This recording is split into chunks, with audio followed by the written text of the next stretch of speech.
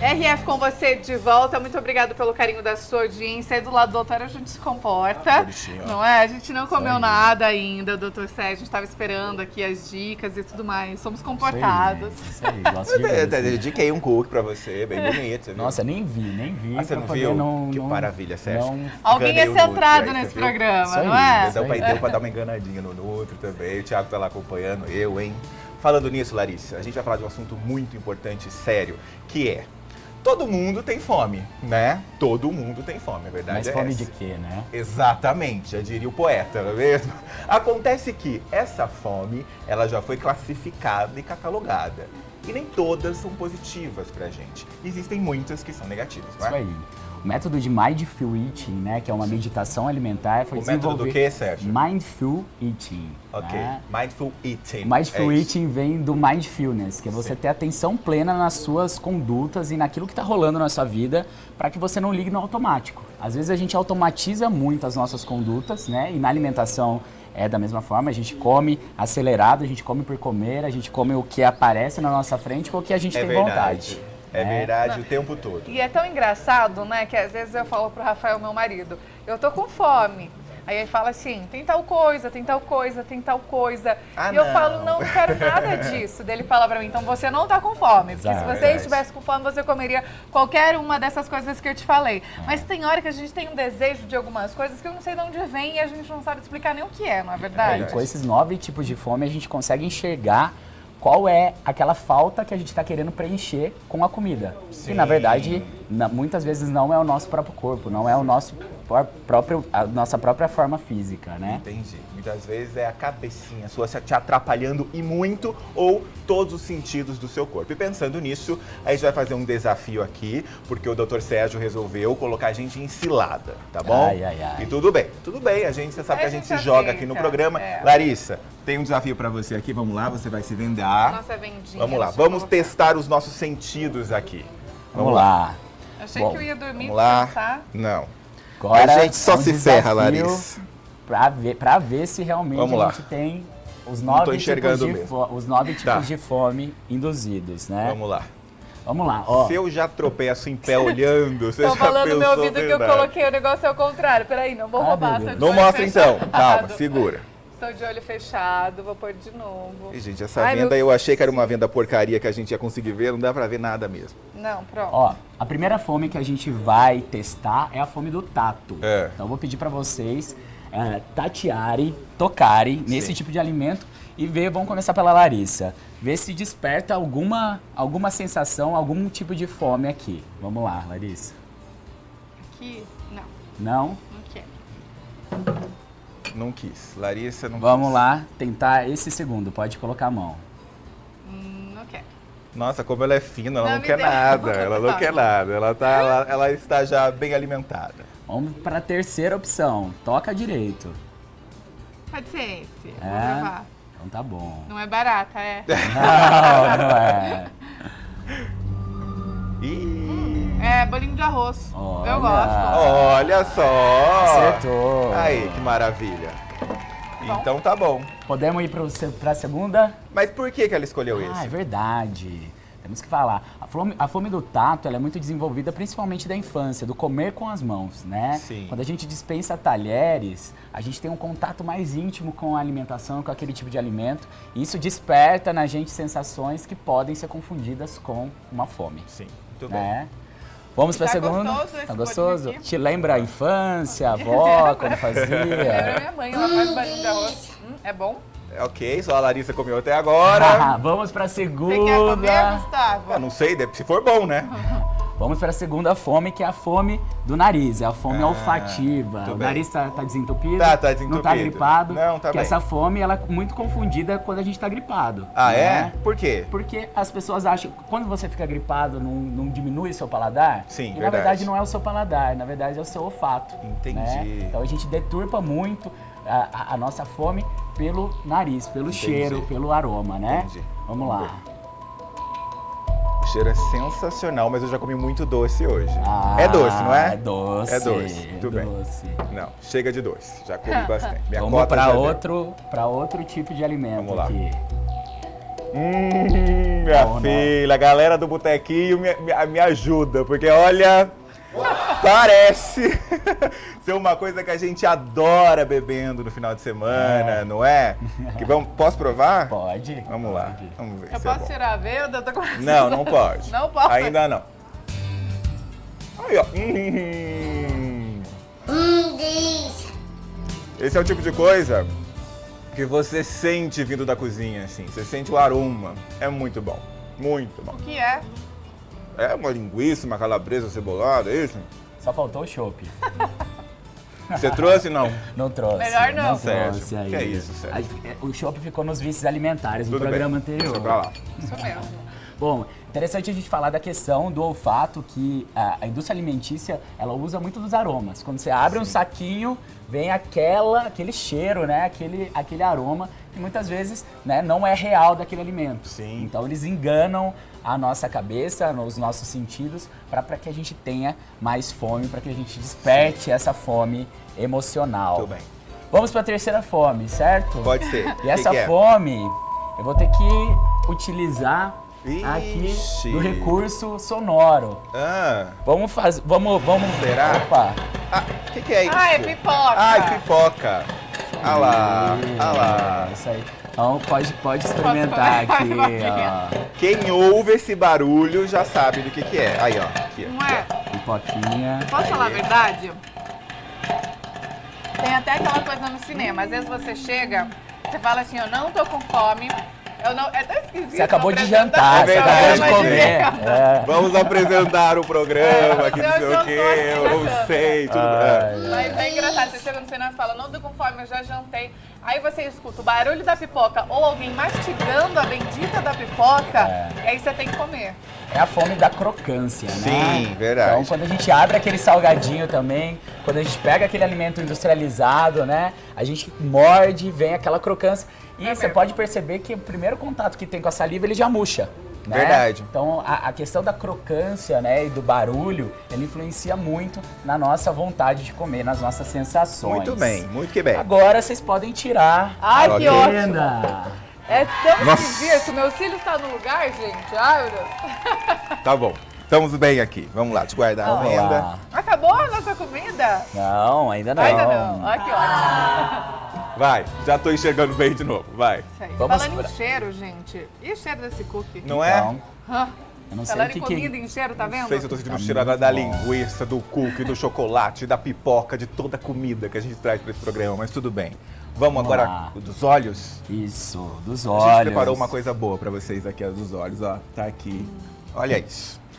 Esse aqui é o seguinte, você tem que olhar com carinha na sua casa, bem de pertinho, porque comida com os olhos funciona assim, ó. Você mexe com ela, daí você faz assim, ó. Você olha pra ela, se eu conseguir tirar, aí, ó. Você tá entendendo como é que é? Você vai olhando pra ela vai te namorando e você vai ficando com uma fominha. Foi o que aconteceu com o Aí, ó. Gustavo, no Ah. comecinho do programa, com o pão de mel da Natália Lídia Amora. Exatamente. Ele ficou olhando lá nas redes sociais e ficou com aquela vontade de comer, não é isso? Sim. Ó, E é- ó, Aham. tá escorrendo, Larissa. É Olha lá. o visual, né? Ah lá. Aquela Não coisa é bonita. cenográfico. Não isso. é Não é cenográfico. Não Quer foi fazer combinado, mais não foi olhos. combinado. Que Legal. maravilha. A fome dos olhos é a que mais apetece, né? Quando a gente olha, a gente saliva. E aí, a importância da gente alinhar aquilo que são os sinais que o nosso corpo está dando realmente de fome ou de vontade de comer, né? Então, já diria aquela questão, a gente já conseguia alinhar aquela questão da televisão de cachorro. Por que o Sim, cachorro o ele frango fica lá, ali, né? o frango Girando. girando por conta dessa questão da fome dos olhos. Faltou mais uma fome sensorial que eu vou pedir Sim. para você colocar de novo a venda. Oh, meu Deus. Pra gente Vamos poder lá. fazer Vai lá, Gustavo. a experiência. Oh, meu Deus Coloca a do vendinha. céu. Vamos lá. Essa quinta fome, a gente tem uma análise até do nosso paladar, né? A gente tem que entender que a língua e toda a boca, ela tem diversos receptores, né? E aí a gente tem o sabor doce, o salgado, o azedo, o amargo, Sim. né? Aquela velha história do doce puxa o salgado, daí o azedo puxa o doce. É Quando verdade. você vê, você tá numa explosão de E eu sabores não sei porquê, mas ali. quando você vai ficando velho, Você adora sabores amargos, o paladar vai mudando também ao longo do tempo. Sim. Eu odiava, hoje, que já sou um senhor, eu adoro sabores amargos. Sim. E aquela coisa também, não é, doutor? Quando você come o salgado e aí você tem vontade de comer o doce logo em a sobremesa, seguida. né? Precisa tirar o gosto do salgado, né? E pode perceber que principalmente o doce e o salgado, quando a gente vai experimentar, né? Por exemplo, o salgado, a gente coloca em umas regiões mais laterais da nossa língua, que é onde estão a maior quantidade de receptores de salgado. Sim. E geralmente o doce na ponta da língua, É verdade. né? A gente pega o sorvete, a gente lambe o sorvete, não come ali nas regiões mais posteriores da língua, mas pela região, né? Ali da ponta da língua. Sim. Vamos lá, Larissa, dá na boquinha dele. Vamos lá, Larissa. O que será? Abre a boca.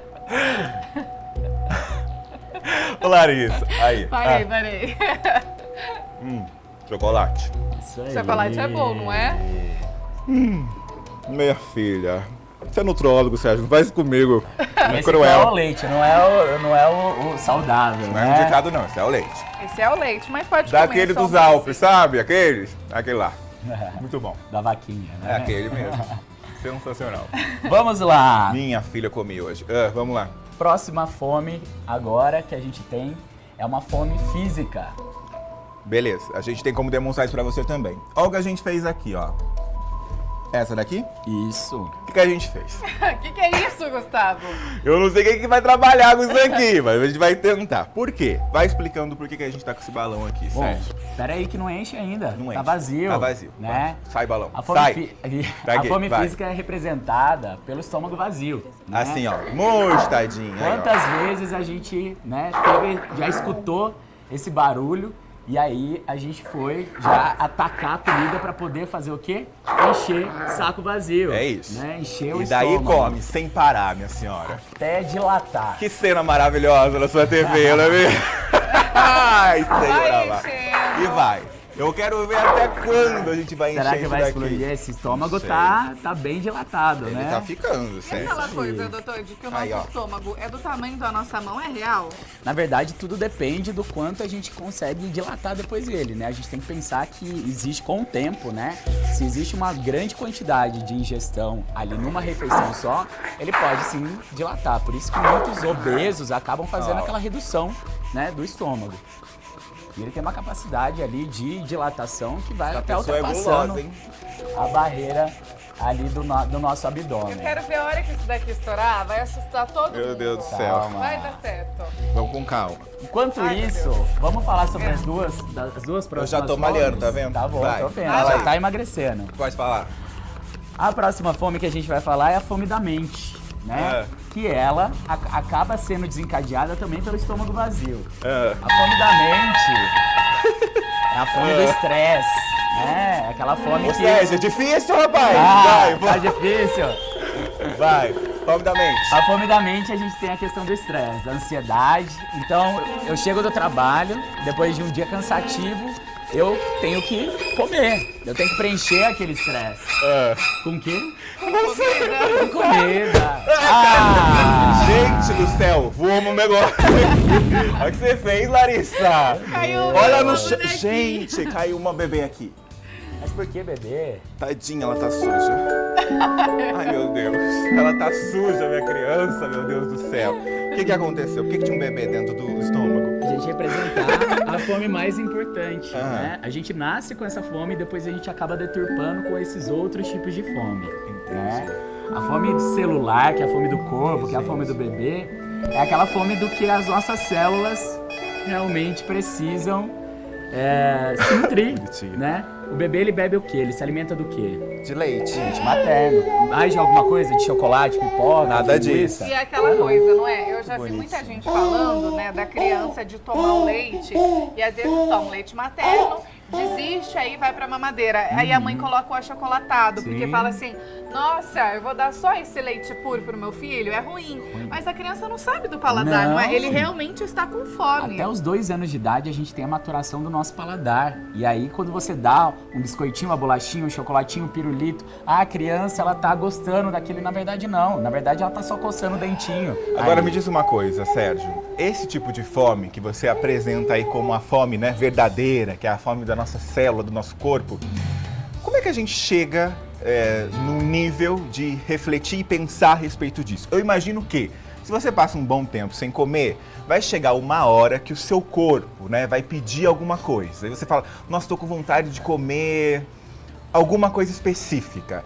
É porque o seu corpo está dizendo que você precisa daquele nutriente. Exatamente. É isso. Exatamente. Mas como que eu observo isso? Como eu entendo que meu corpo está precisando? Tem várias dicas aí que a gente pode perceber ao longo do dia, né? De como realmente entender e escutar um pouco mais o nosso corpo a respeito da fome celular e da fome do corpo, Sim. né? A dor de cabeça, por exemplo, é um sinal, né? Quando você começa a ter um pouco de dor de cabeça ali, mal-estar, é um sinal de fome. Outro sinal muito importante é a irritação, Sim, né? Larissa. Larissa fica eu fico muito irritada quando eu tô com fome. Você não sabe, eu tenho um paciente que uma vez ele falou assim, eu chego em casa todo dia cansado e aí eu brigo com a minha esposa, né? Eu fui perguntar pra ele quando foi sua última refeição. E o almoço, ele chega às 8 horas da noite.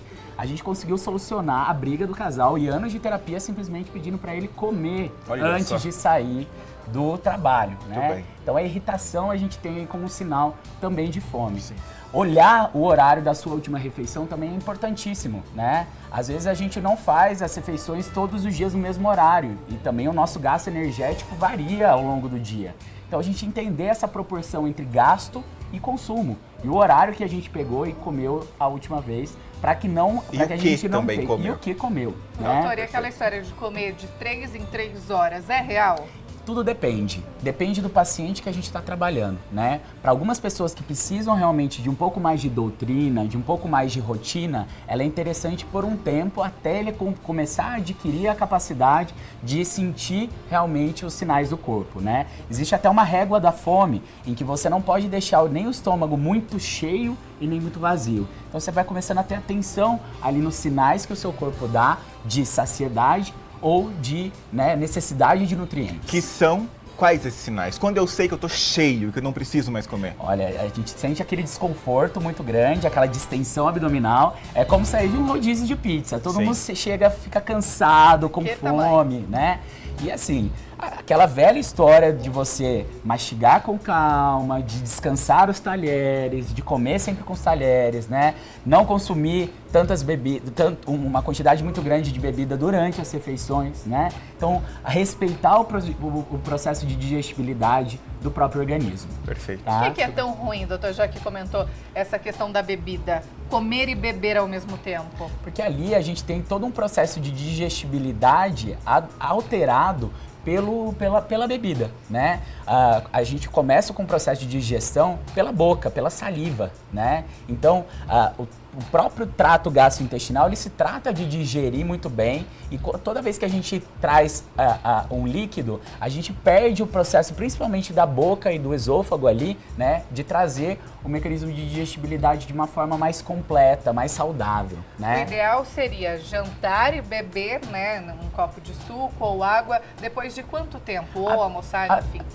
Ou antes, né? 20 minutos, 30 minutos antes. Durante até 100 ml, até 100 ml não tem problema, né? Uma água com limão espremido, a refeição. Mesmo durante a refeição, até 100 ml não influenciam. E aí ficar pelo menos uns 15, 20 minutos após a refeição sem tomar uma grande quantidade de líquido. Ok. Feito. E quando a gente fala, né, de todos esses tipos de fome, no adulto é um pouco mais fácil. Mas e numa criança, por exemplo, como a mãe identifica a fome que o filho está sentindo, se é fome real ou se é só vontade de comer mesmo? O choro, né? O choro da criança é o principal, do recém-nascido principalmente, né? Calma, é o bebê. Ela veio até com a placenta, você viu? Ela tá toda sujinha do negócio do balão. Tadinha dessa bebezinha, coitada. Ela já tá bem. Que bonitinha, olha aqui, ó. Mas o choro, né? Aí. E também a linguinha, o querer, né? O buscar, né? O leite materno através do seio da mãe, né? é uma demonstração ali realmente de fome. E ainda... o bebê, desculpa, Imagina, mas o bebê, ele sabe exatamente quanto ele precisa ali, por isso que as mamadas, né, elas não são fixas num tempo. Existe uma média ali de tempo de mamada, mas aí o bebê realmente é que diz, porque o corpo dele pede, o corpo dele sinaliza para poder realmente parar, porque ele está realmente se alimentando, se nutrindo. Sim. E não comendo por comer. E tudo que vem a partir daí, Sérgio, é a influência dos pais ou, né, das pessoas que estão em torno dessa criança. O que eu queria saber é o seguinte, óbvio que é responsabilidade dos pais guiar essa criança para uma alimentação mais saudável, mas... Como a gente está falando de uma fome, né, que ela é ancestral, que é uma fome que é da célula e tudo mais, uma criança pode crescer, por exemplo, mesmo com a alimentação saudável dos pais e depois desejar uma coisa gordurosa ou uma coisa que não é indicada, claro. Enfim, ou se ela for educada, ela sempre vai preferir aqueles alimentos. Nós somos movidos por sensações, né? E as nossas sensações são desencadeadas por todos esses sentidos que a gente comentou, né? Por mais que a educação alimentar ela seja feita somente com a criança, então, por exemplo, se chega um paciente para mim e fala, eu quero ter uma reeducação alimentar, é muito difícil, eu falo que é uma reabilitação, porque a educação você já teve, né? Sim. Todas as exposições ali durante a infância, elas minimizam muito problemas de transtornos alimentares futuros, né? E esse automatismo que hoje a gente está passando, né? Dentro do componente de vida saudável, né? Daquilo que a gente tem de aparecimento de doenças relacionadas com o estilo de vida.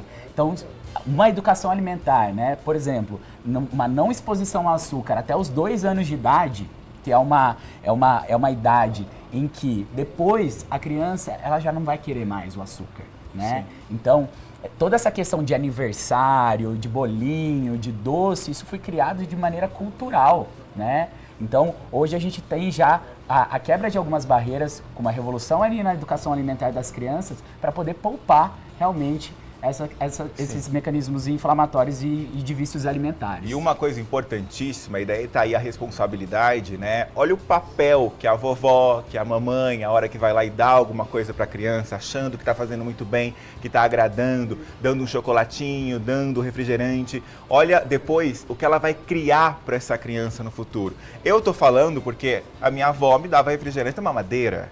E eu parava, evidente, de chorar e bebia litros e litros de refrigerante. Hoje, com 30 anos, luto até hoje para reverter um processo lá na infância. Exato. Doutor Sérgio está aqui, desculpa expor isso, mas você também teve que lutar com isso, né, Sérgio? Você também transformou a sua vida depois de um tempo. Exatamente. Há 5 anos atrás, eu estava com mais de 100 quilos. Herdando ali uma questão cultural, principalmente, né, avós mineiros, que tudo é saúde, tudo é amor pela comida. É, né? Verdade. Você vai para uma família mineira, você pega ali, você almoça, já tem o café da tarde, aí o café da tarde já janta. E se não come, é desfeita. Não, é desfeita, porque aquilo ali é colocado com muito amor. Sim. Só que todo esse amor é uma exposição muito automática e muito cultural, que pode trazer sérios problemas, como trouxe para mim, né? Sim. Chegando ali no 5º ano da faculdade, estava obeso, com vários riscos ali com relação à saúde, e hoje trabalho com isso. Eu falo que se eu tivesse, acho que o emprego de vocês, eu voltaria a engordar, porque todas essas exposições... Você está entendendo? Você está entendendo? Eu compreendo, né? Então, a gente tem que organizar todas as táticas do ambiente externo para que a gente tenha ali uma vida mais saudável, né? É um processo. Sim. Eu falo que a gente tem que fazer abdicações e melhores escolhas por um tempo. E depois você só vai ficar com as melhores escolhas, né? Bem, daí você tem maturidade para lidar com a sua fome. Exatamente. É isso mesmo. Exatamente. Doutor, perguntaram aqui no meu ouvido, porque essa galera toma muito café, né? E aí eles estão querendo saber se tomar café depois das refeições faz mal. Então, tudo depende da quantidade da sua sensibilidade com relação à cafeína, né? A cafeína, ela acaba desenvolvendo um gatilho ali neurológico de uma sensação mais termogênica, uma sensação também de bem-estar e de despertar. E né? isso o café por si só, porque se a pessoa adoça também com açúcar, exatamente. É verdade. Deu mais certo. Como a cafeína, ela acaba despertando, ela tem um efeito termogênico, muitas pessoas acabam, né, automatizando.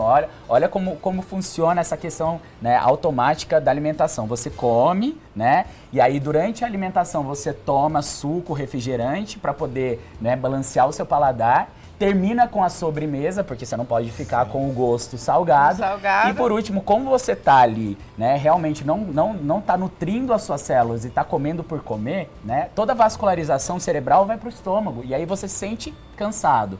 E aí vem o quê? O cafezinho. Pra dar aquela levantada de novo. Exatamente. Então, às vezes, não é nem a questão do café por ter sabor, mas para poder contrabalancear aquela diminuição do seu estado de vigília, aquele cansaço que você tem após comer além da conta, mais do que realmente as suas células elas deveriam se nutrir. E às vezes vira uma rotina, não é aquilo? Você é tão acostumado, eu escuto tanta gente falando assim, nossa, se eu não tomo um café, uma xícara de café a hora que eu acordo ou depois que eu almoço, eu fico com dor de cabeça. Exato. Mas aí é por conta dessa rotina, é um processo que de abstinência, né? É um processo de abstinência. E aí o cérebro, né, que comanda todas essas vontades, ele fala mais alto do que o próprio corpo. É verdade. Sérgio, muito obrigado, foi um prazer mais uma vez. Aparece aí os contatos do Sérgio para você. Tem o Instagram dele, pessoal, lá ele passa muitas dicas, conta muitos casos. Todos os cursos que ele faz, ele mostra. Aliás, é o nosso principal pauteiro, é o Instagram do Sérgio. A gente olha lá o que ele tá aprendendo e traz para você, tá? E tem também a clínica, que é uma super novidade aqui em Campinas. Exatamente, Go Clinic. Sigam a Go Clinic porque Campinas vai voar. É isso mesmo. Olha lá, minha senhora, tá vendo só? Já separa a asinha aí que você vai precisar, tá bom? A gente vai por intervalo, tá? É rapidinho, na volta tem muito mais, não saia daí.